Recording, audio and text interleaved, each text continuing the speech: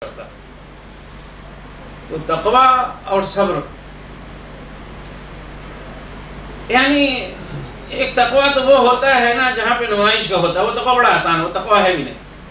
کہ آپ کا کرتا ایسا ہونا چاہیے، بنا لیا صاحب، اس سے 4 انچ لمبا کر دیا، آپ کی ٹوپی مخصوص قسم کی ہونی چاہیے، ٹھیک ہے، اس سے بھی زیادہ اونچی ٹوپی ہو جائے گی، سرما لگ جانا چاہیے، وہ بھی ہو جائے گا۔ یہ سارے تقوی جو ہے نا، یہ تقوی کے مظاہر اور لقب ہیں، ان کی کوئی وہ حیثیت نہیں ہے، تقوی ہے بھی نہیں،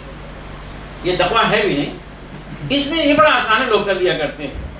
تقوی اور صبر دونوں ایک جگہ پہ کیسے جمع ہوگا؟ مثال کے طور پر آپ کے سامنے وہاں پہ 50,000 دینار گرے ہوئے ہیں، وہ آپ کہیں آپ جانتے ہیں 100% اسلام کی روشنی میں، اپنے دین کی تعلیم کی روشنی میں وہ حرام ہے، لیکن ہے بھائی آپ کے پہنچ میں، آپ کی دسترس میں، آپ لے لیجئے، 5 دینار نہیں، 500 نہیں، 50,000 وہ سامنے پڑا ہوا ہے، کوئی ہے بھی نہیں، کوئی پکڑنے والا نہیں، اور لے لیں دنیا جان بھی جائے تو بھی کوئی آپ پکڑے نہیں جائیں گے، کوئی اثر آپ کو نہیں ہوگی، لیکن آپ جانتے ہیں کہ بھئی یہ شرعاً کیا ہے؟ حرام۔ دنیا کی نگاہ اسے حلال بھی کر دے، بھئی کسی کو پڑا ہوا ہے، جب کوئی اس کا دعوے دار نہیں ہے تو جس کے ہاتھ میں آ گیا اس کا وہ حقدار ہو گیا، لیکن آپ کو جو چیز روکتی ہے اس مال کو اٹھانے سے، وہ کیا ہے؟ تقوی ہے۔ یہ تقوی کیسے پیدا ہوگا؟ یہی صبر ہے حقیقت میں۔ ٹھیک ہے، نفس آپ کا کہتا ہے میں لوں، کیوں میں چھوڑوں دوسروں کے لیے، میں نہیں لوں گا، وہ دوسرا اٹھا لے گا، لیکن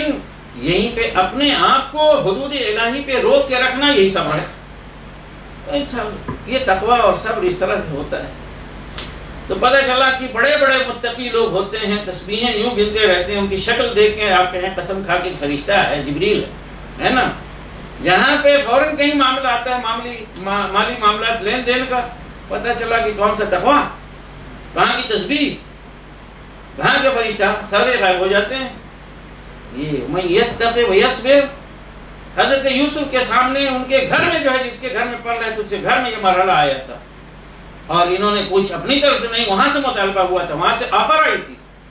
انہوں نے اپنے آپ کو یہ تقوی جو ہے اس پہ کیا، قائم رکھا، کیسے؟ صبر کر کے، اپنے آپ کو روکنا۔ یہ کہا، یہی ہر جگہ آپ اسی طرح سے ایکسپلین کر سکتے ہیں، جو تقوی اختیار کرے گا اور جو صبر کرے گا۔ صبر 2 طرح، 2 مواقع پہ ہوتا ہے، اور بھی ہیں لیکن خاص 2 مواقع، ان کو 2 چیزوں میں تقسیم کر سکتے ہیں۔ ایک، اطاعت کے کاموں میں اپنے آپ کو لگانا، زبردستی مجبور کرنا اپنے نفس کو، یہ صبر ہے۔ نماز بڑی بھاری لگ رہی، تکلیف ہو رہی، نہیں ہوگی، لیکن یہ کیا ہے؟ نماز، اس پڑھنے کے لیے اپنے آپ کو مجبور کرنا، یہ بھی صبر ہے۔ کوئی بھی اطاعت، پتہ چلا کہ نماز تو پھر بھی اس میں یہی ہے کہ اٹھنا ہی بیٹھنا ہے بھائی بظاہر، لیکن نہیں بھائی، دین کہیں مطالبہ کرتا ہے اور اللہ نے آپ سے کہتے ہیں کہ جو ہے من الذی یقرض اللہ قرضا حسنا، تو یہاں پہ بڑی مصیبت آ گئی، کون ہے کہ تم میں سے جو اٹھے اور اللہ کو قرض حسن دے؟ بھائی اللہ نے آپ کہتے ہیں کہ 2 رکعت آپ کے لیے نماز پڑھنے حاضر ہیں، یہ 2 دینار کیوں آپ نے مانگ لیا؟ یہ تو انسان کے لیے بہت بڑا کٹھن مرحلہ رہتا ہے، اور اگر 20 دینار مانگ لیا تو بڑی باپ رے باپ، کیا مصیبت آ گئی۔ تو یہ ہے اپنے آپ کو اللہ کی اطاعت میں جمانا، اس کے لیے صبر چاہیے۔ اور دوسری طرف بہت ساری چیزیں ہیں جن سے اللہ نے منع کیا ہے کہ یہ حرام ہے، یہ ناپسندیدہ ہے، یہ ناگوار ہے، ناجائز ہے، اپنے آپ کو ان سے بچانا، کیونکہ اللہ نے یہ کہا ہے کہ یہ چیزیں نفس کے آپ کو پسند ہے، وہی انسان کو اس کے سامنے شراب بھائی وہی بڑی اچھی بات ہے، اور اس کے منہ میں پانی، آپ جانتے ہیں ٹھیک ہے ہم آپ لوگ نہیں پی رہے ہیں، تو ہمیں تو شراب کے نام سے جو ہے نا، اس سے آنکھیں بند ہو جاتی ہیں، گھن آتی، لیکن ہے کہ بہت سارے لوگ تو ہیں کہ بھائی وسکی ہے، آپ دیکھیں کہ وسکی کا اثر ہے، ہمارے خادم صاحب کی باتیں سن لیا کریں، بر موقع ہوا کرتی ہیں، سمجھے؟ تو میں نے دیکھا ہے صاحب ایسے لوگوں کو نام لیا گیا اور منہ سے جو ہے نا وہ کیا، یعنی اس شہد کے لیے، دودھ کے لیے پانی نہیں گرے گا جتنا اس کے لیے پانی گرنے لگا۔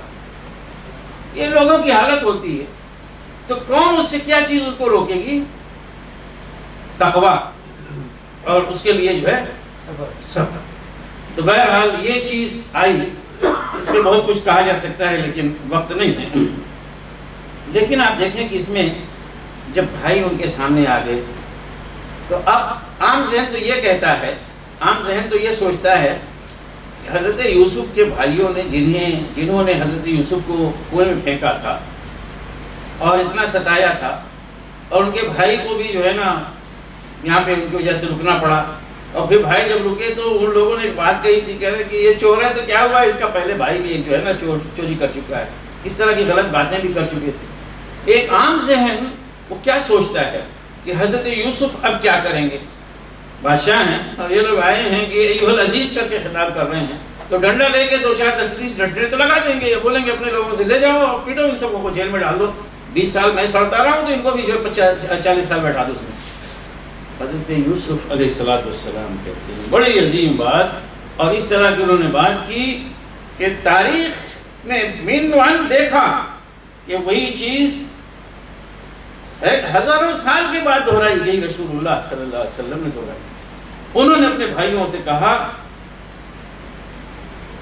کہ جب ان کے بھائیوں نے پھر اعتراف کیا اس وقت کہ خدا کی قسم اللہ تعالیٰ نے یقیناً آپ کو ہمارے مقابلے میں ترجیح اور فضیلت عطا فرمائی ہے، تو انہوں نے کہا کہ قال لا تثریب علیکم، آج تم پر کوئی ملامت نہیں۔ تثریب کے معنی ہوتے ہیں کسی قابل ملامت فعل یا کام پر ملامت کرنا، کوئی ملامت نہیں، کوئی غلط بات نہیں۔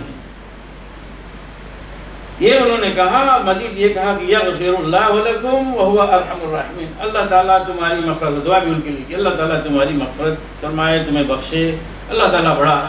رحم کرنے والا ہے۔ انہیں بڑی امید بھی دلائی، اللہ کی رحمت سے انہوں نے امید بھی دلائی۔ یہی بات رسول اللہ صلی اللہ علیہ وسلم کے ساتھ ہوئی کہ فتح مکہ ہوا۔ فتح مکہ جب ہوا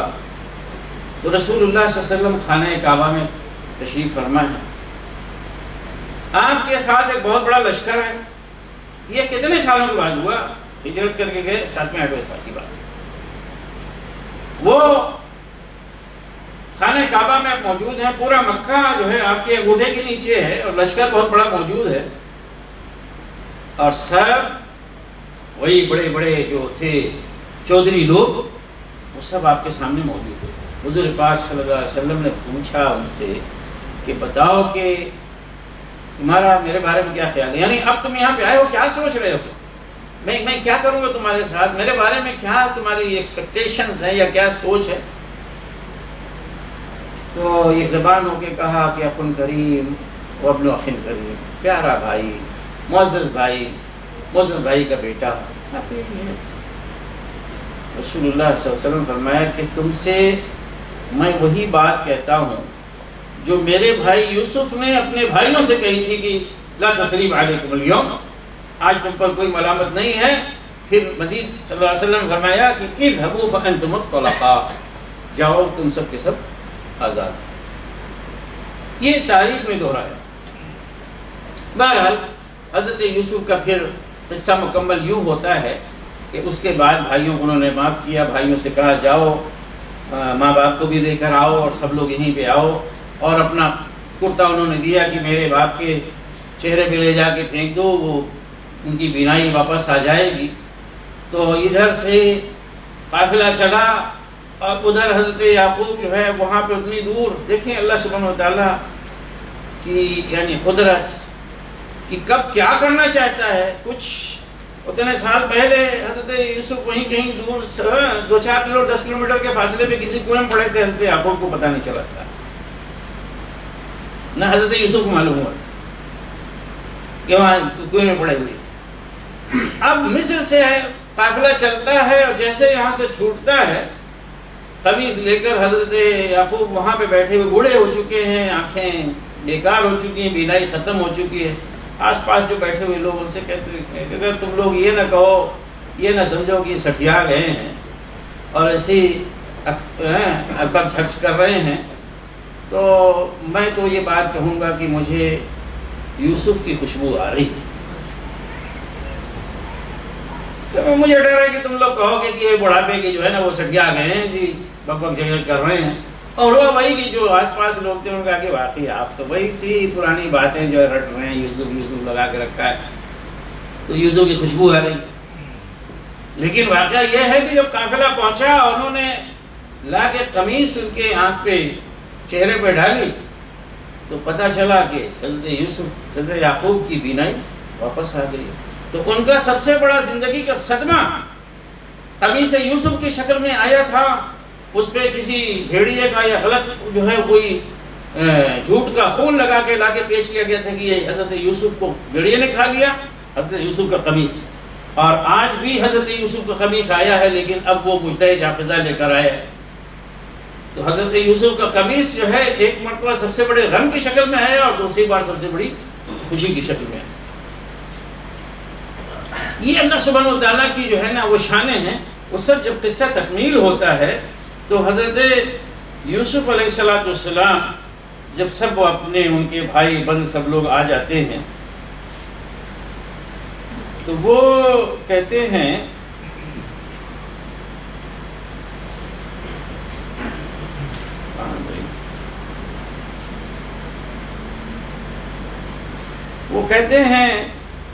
کہ انہوں نے اپنے والدین کو عرش پر بیٹھایا اور تمام لوگ ان کے سامنے جھک گئے، اور پھر انہوں نے کہا اے ابا جان، یہ ہے میرے اس خواب کی تعبیر جو پہلے میں نے آپ کو بتلایا تھا، اور اسے